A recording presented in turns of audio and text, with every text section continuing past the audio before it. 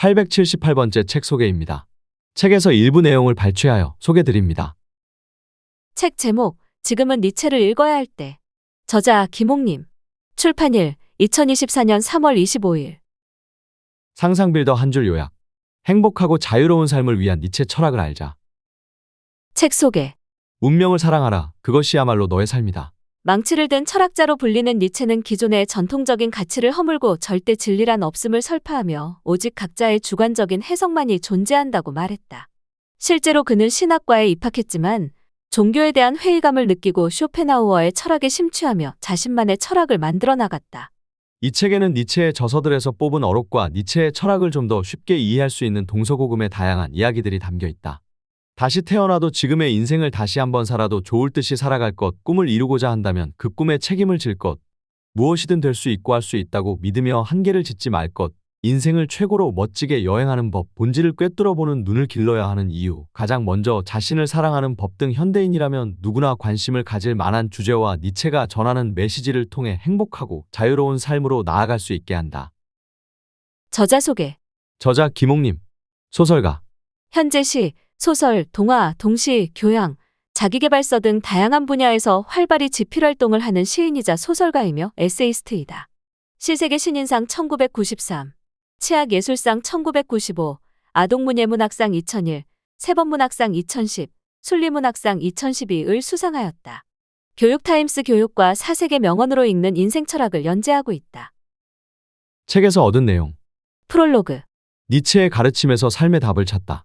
지금 이 인생을 다시 한번 완전히 똑같이 살아도 좋다는 마음으로 살라. 이 말을 남긴 프리드리히 니체는 19세기 독일의 철학자이자 시인이다. 그는 개신교 목사의 아들로 태어났다.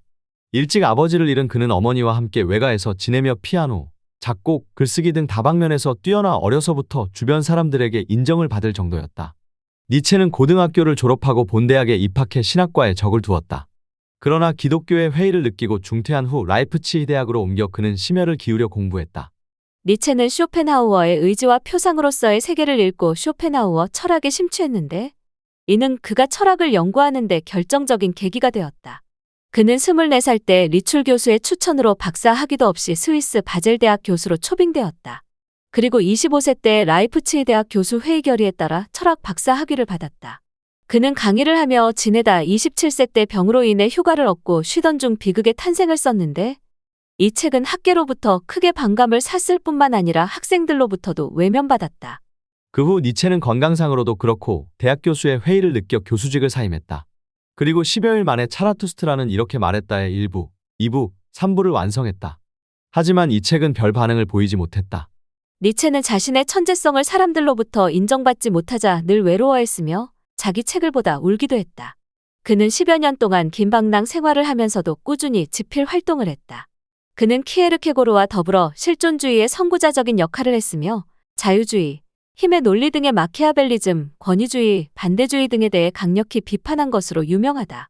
또한 니체는 기독교와의 대립을 통해 모든 기존의 가치를 거부했다. 그리고 이제까지의 모든 가치 기준이었던 신에 대해 그 죽음을 선고하고 새로운 개념으로서 초인사상을 피력했다. 대표적인 작품으로 차라투스트라는 이렇게 말했다. 인간적인 너무나 인간적인 왜 다수가 있다. 니체는 그의 저서를 통해 수많은 어록을 남긴 것으로도 유명한데 최선을 다해 인생을 살아야 한다는 의미를 담은 말을 많이 남겼다. 그중 대표적인 말이 지금 이 인생을 다시 한번 완전히 똑같이 살아도 좋다는 마음으로 살라는 말이다. 그러니까 후회 없이 인생을 살라는 말이다. 생각해보라.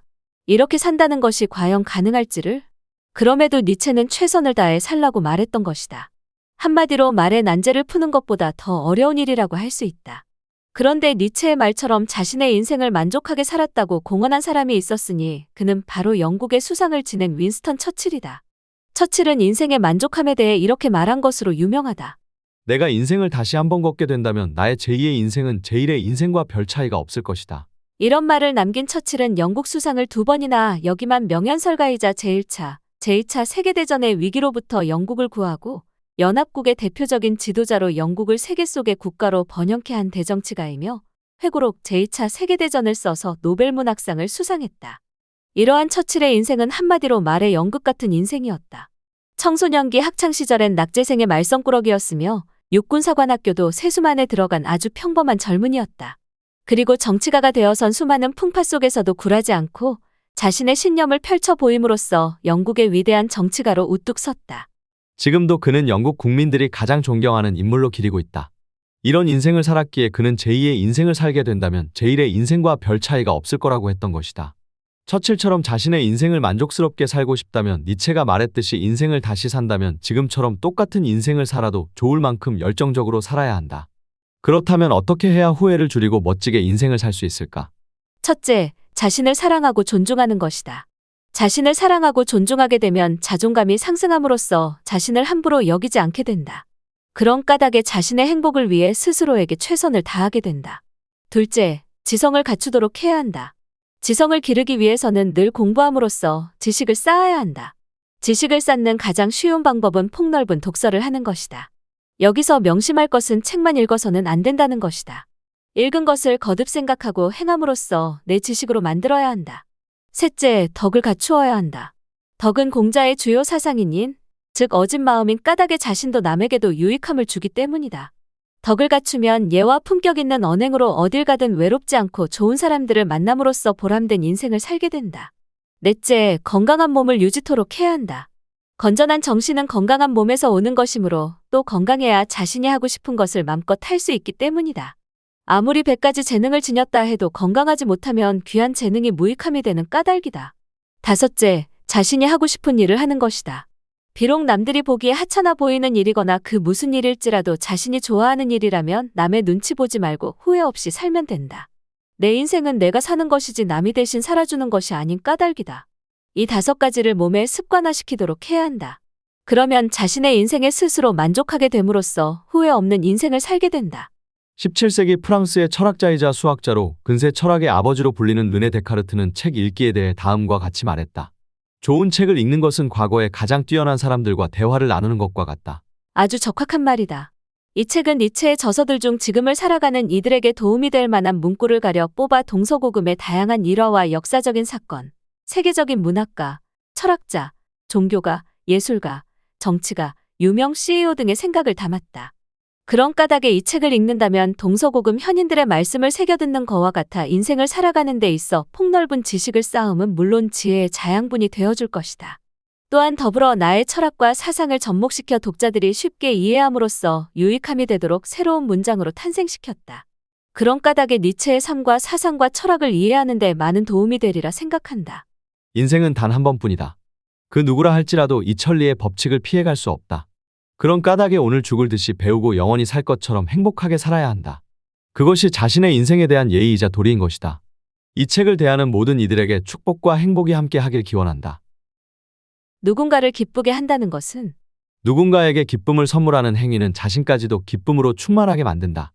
아무리 작은 일이라도 다른 사람을 기쁘게 할 수 있다면 우리의 양손에 가슴에 기쁨이 가득할 것이다. 니체 어록. 누군가를 기쁘게 하든 도움을 주든 의미가 된다는 것은 스스로를 행복하게 하고 축복되게 하는 일이다. 왜 그럴까?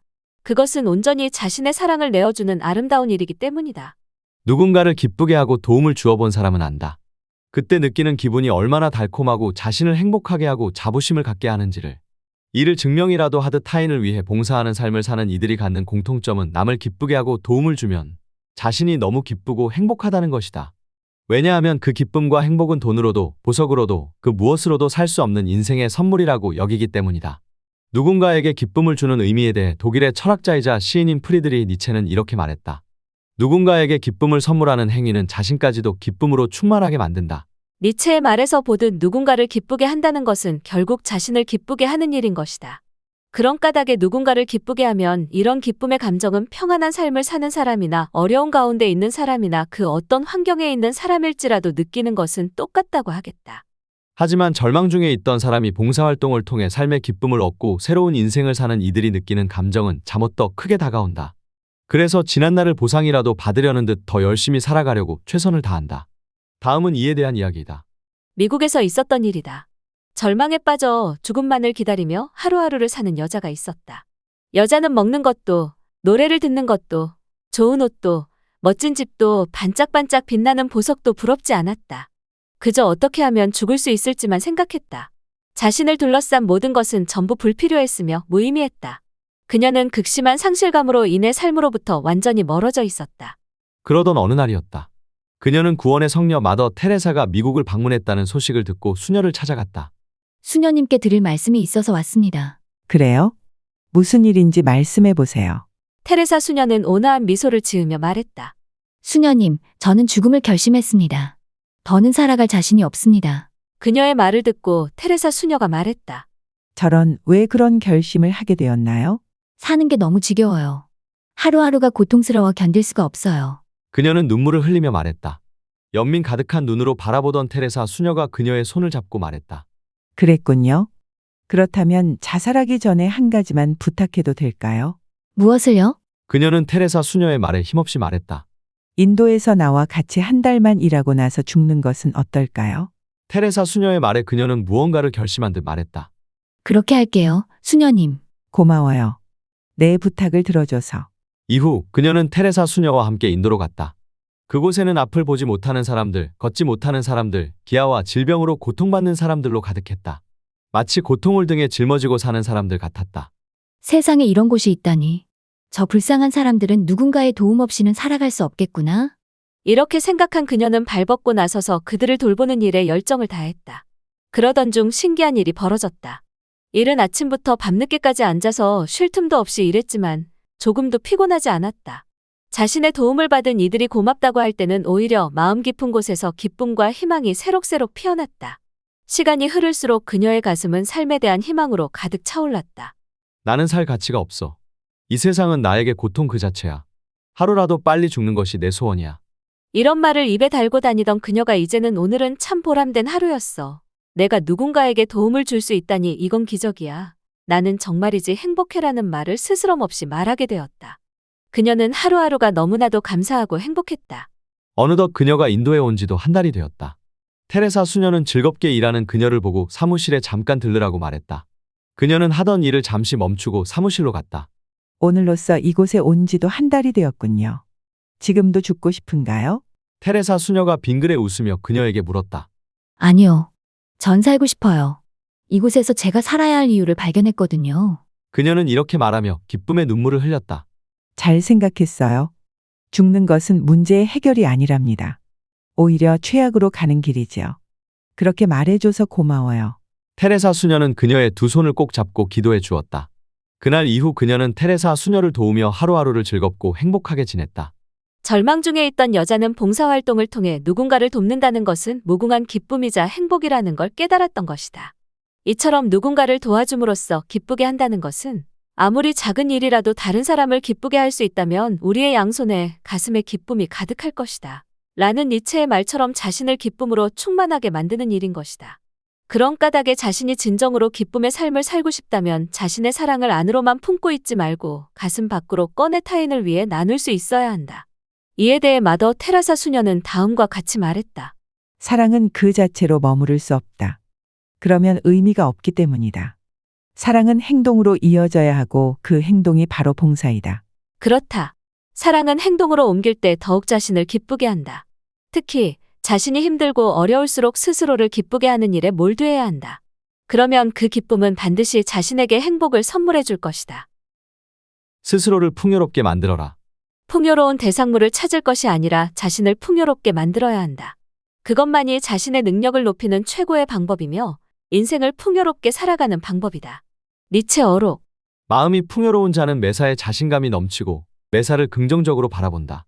마음이 풍요로우면 너그러워지고 그 어떤 일에도 망설임 없이 적극 시도하게 된다. 그런 까닭에 니체는 풍요로운 대상물을 찾을 것이 아니라 자신을 풍요롭게 만들어야 한다고 말했던 것이다. 마음이 풍요로운 자는 매사에 자신감이 넘치고 매사를 긍정적으로 바라본다. 마음이 풍요로우면 너그러워지고 그 어떤 일에도 망설임 없이 적극 시도하게 된다. 그런 까닭에 니체는 풍요로운 대상물을 찾을 것이 아니라 자신을 풍요롭게 만들어야 한다고 말했던 것이다. 니체가 이렇게 말한 것은 스스로를 풍요롭게 만들면 자신의 능력을 높이는 데 큰 도움이 되고 인생을 풍요롭게 살아가는 데에도 도움이 되기 때문이다. 말하자면 마음의 풍요로움은 자신의 능력을 높이는 최고의 방법이라고 할 수 있다. 조선 후기 최고의 학자로 평가받는 다산 정약용. 그는 대표적인 실학자이자 유학자이다. 그는 16세 되던 해 성호 이익의 학문을 접한 후 그에 대해 공부하고 연구했다. 그 후 그의 학통을 이어받아 개혁 사상을 주장하며 사회 개혁을 위해 노력했다. 이런 그의 사상은 조선 왕조의 질서를 새롭게 강화시키고자 하는 목적에 기반을 두었다고 할 수 있다. 정약용은 1789년 식년문과 갑과의 급제 희릉직장이란 벼슬로 관료 생활을 시작했다. 이후 그는 병조참지, 부호군, 형조참의를 역임했다. 그는 천문, 지리, 문학 등 다방면에서 두각을 보이며 그의 이름을 널리 떨쳤다. 특히 그는 1789년 한강의 배다리를 완공시켰으며 1793년에는 화성을 설계하는 등 건축 기술에도 탁월한 능력을 보였다. 그러나 이벽과 이승훈을 통해 천주교에 깊이 심취했다. 그로 인해 천주교를 서학이라 일컬으며 비판하는 조정 신료들의 간언으로 그는 장기간 전라도 강진에서 유배 생활을 했다. 그는 유배로 인해 자신의 뜻을 펼치지는 못했지만 그의 대표 저서인 목민심서, 경세유표, 흠음심서 등을 비롯해 경집 232권, 문집 260여 권 등 500권이 넘는 저서를 남겼다. 아이러니하게도 그가 많은 책을 쓸 수 있었던 것은 유배 생활 때문이었다.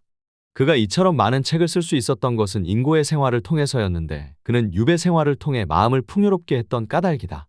그는 외로움과 고독을 통해 마음을 담담히 다질 수 있었고 그것은 그에게 엄청난 에너지가 되었던 것이다.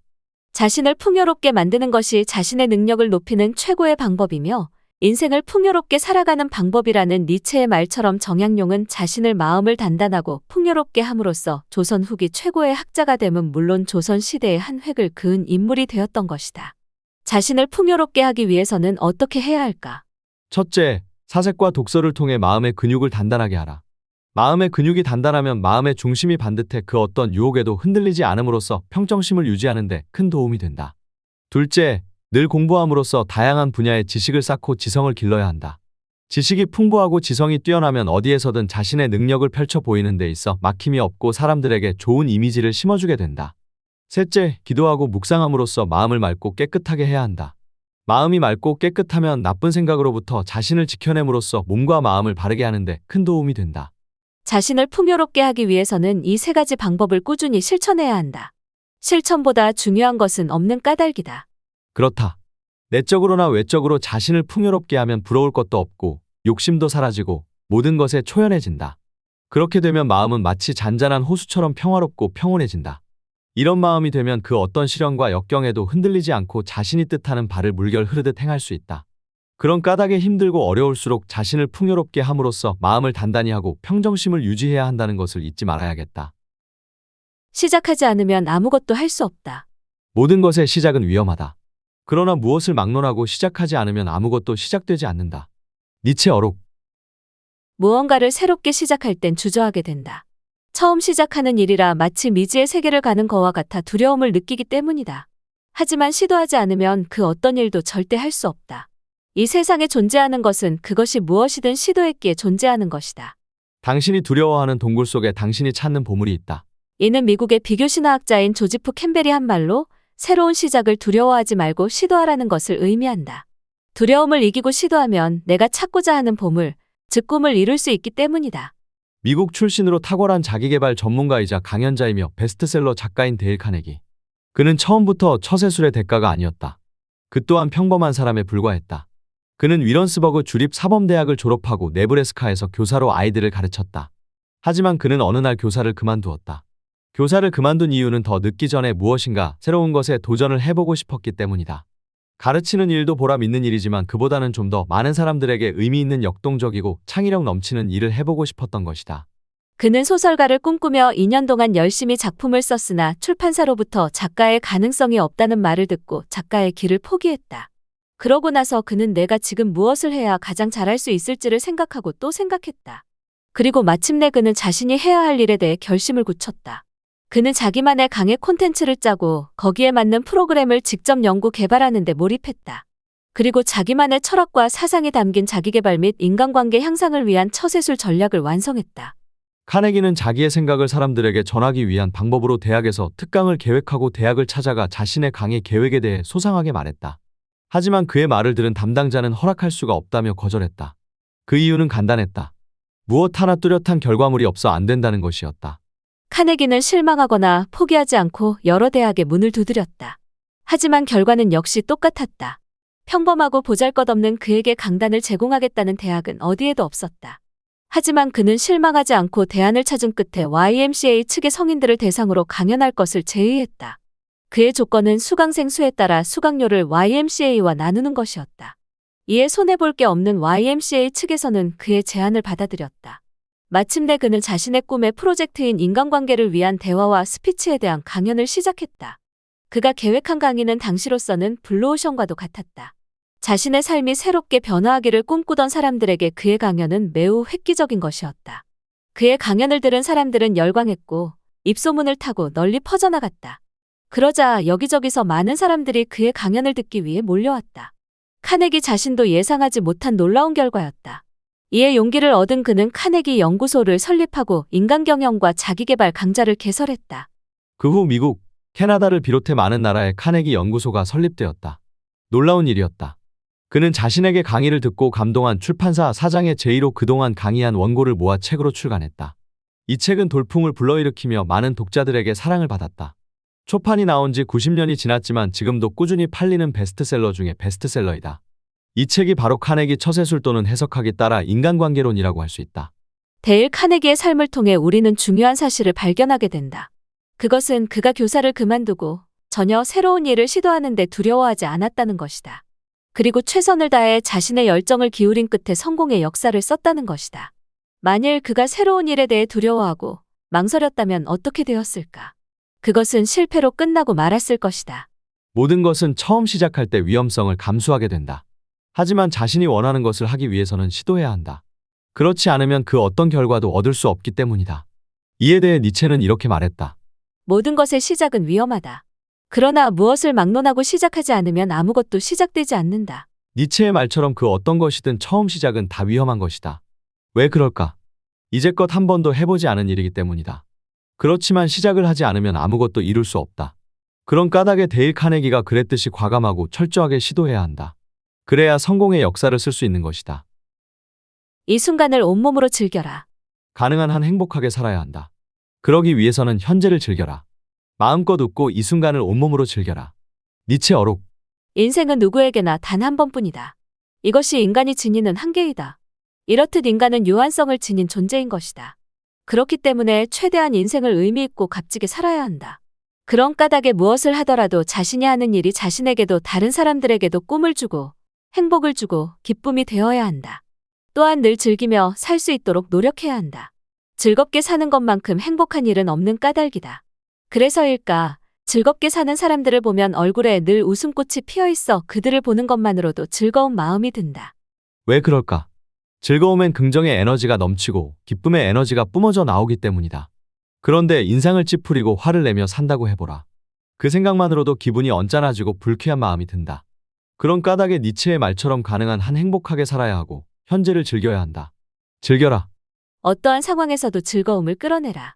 심지어 나쁜 상황에서도 아니, 특히 나쁜 상황에 처했을 때 즐거움을 끌어내라. 즐거움은 어디에나 있다. 스스로를 통해 즐거움이 발현되도록 해야 한다. 즐거움에 저항하거나 거부하지 말라. 큰 슬픔에 처해도 즐거움을 위한 여유는 있다. 살아있지 않다면 슬픔 또한 경험할 수 없지 않겠는가?